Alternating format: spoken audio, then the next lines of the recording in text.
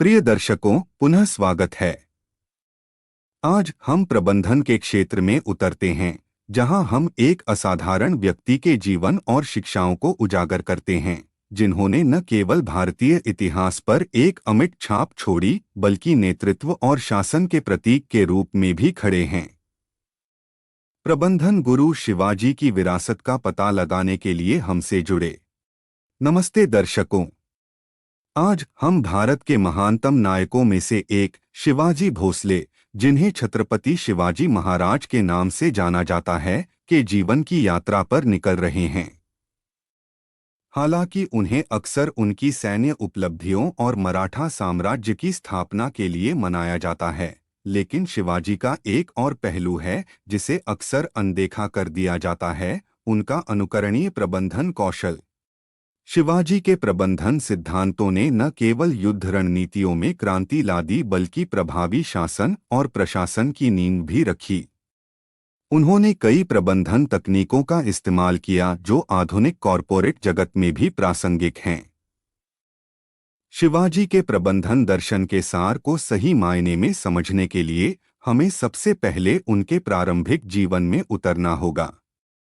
1630 में शिवनेरी के पहाड़ी किले में जन्मे शिवाजी को कम उम्र से ही शासन की जटिलताओं से अवगत कराया गया था, क्योंकि उन्होंने एक क्षेत्रीय प्रमुख के रूप में अपने पिता के शासन का पालन किया था। शिवाजी के बचपन के अनुभवों ने उन्हें मजबूत नेतृत्व, सावधानीपूर्वक योजना और संसाधन प्रबंधन का महत्व सिखाया। ये महत्वपूर्ण सबक आने वाले वर्षों में उनकी प्रबंधन शैली को आकार देंगे। आइए कुछ प्रमुख प्रबंधन सिद्धांतों का पता लगाएं, जिनका पालन शिवाजी ने अपने पूरे जीवन में किया।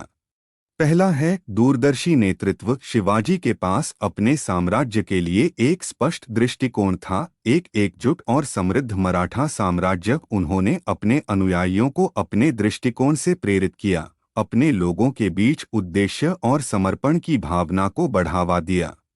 दूसरा है रणनीति और योजना। शिवाजी एक कुशल रणनीतिकार थे। उन्होंने अपने विरोधियों की ताकत और कमजोरियों का विश्लेषण करते हुए सावधानीपूर्वक अपने सैन्य अभियानों की योजना बनाई। विस्तार पर इस ध्यान ने उन्हें बड़े और अधिक शक्तिशाली विरोधियों को मात देने की अनुमति दी। तीसरा है विकेंद्रीकृत प्रशासन। शिवाजी अधिकार सौंपने और अपने अधीनस्थों को सशक्त बनाने में विश्वास करते थे। उन्होंने विश्वसनीय मंत्रियों और प्रशासकों को नियुक्त करके प्रभावी शासन की एक प्रणाली स्थापित की, जिन्हें अपने क्षेत्रों के प्रबंधन के लिए स्वायत्तता दी गई थी। चौथा है प्रभावी संचार। शिवाजी ने कुशल प्रशासन बनाए रखने में संचार के महत्व को पहचाना।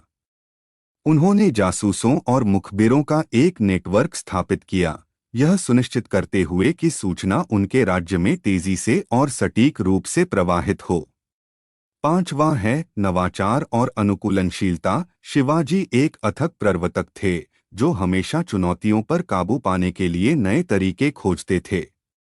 उन्होंने गुरिल्ला युद्ध रणनीति की शुरुआत की, एक प्रभावशाली नौसैनिक बेड़ा बनाया और शासन को बढ़ाने के लिए प्रशासनिक सुधार लागू किए। ये कुछ 5 प्रमुख प्रबंधन सिद्धांत थे जिनका पालन शिवाजी ने अपने पूरे जीवन भर किया। आइए आगे देखते हैं। शिवाजी के प्रबंधन सिद्धांत युद्ध और शासन तक सीमित नहीं थे। उन्होंने सामाजिक कल्याण, बुनियादी ढांचे के विकास और यहाँ तक कि पर्यावरण संरक्षण तक भी विस्तार किया। उन्होंने अपनी प्रजा के कल्याण पर जोर दिया और शिक्षा, व्यापार और कृषि को बढ़ावा देने वाली नीतियां लागू कीं। रायगढ़ और प्रतापगढ़ जैसे किलों के निर्माण से लेकर एक मजबूत राजस्व प्रणाली की स्थापना तक शिवाजी की पहल ने महाराष्ट्र के परिदृश्य को बदल दिया। आज हम शिवाजी के प्रबंधन दर्शन से प्रेरणा ले सकते हैं। नेतृत्व, रणनीति, विकेंद्रीकरण, संचार और नवाचार के उनके सिद्धांत सभी क्षेत्रों में प्रबंधकों और नेताओं के लिए अमूल्य सबक बने हुए हैं। जैसे ही हम शिवाजी के जीवन में अपनी यात्रा समाप्त करते हैं, आइए इस महान प्रबंधन गुरु के शब्दों को याद करें। एक सच्चा नेता वह है जो समाज पर स्थायी प्रभाव छोड़ते हुए दूसरों को प्रेरित और सशक्त बनाता है। और यहीं पर शिवाजी पर हमारा वीडियो द मैनेजमेंट गुरु समाप्त होता है। हमें आशा है कि आपको उनके जीवन और सिद्धांतों की यह खोज पसंद आई होगी। अधिक जानकारीपूर्ण सामग्री के लिए लाइक, शेयर और सब्सक्राइब करना याद रखें। अगली बार तक प्रेरित रहें और अन्वेषण करते रहें।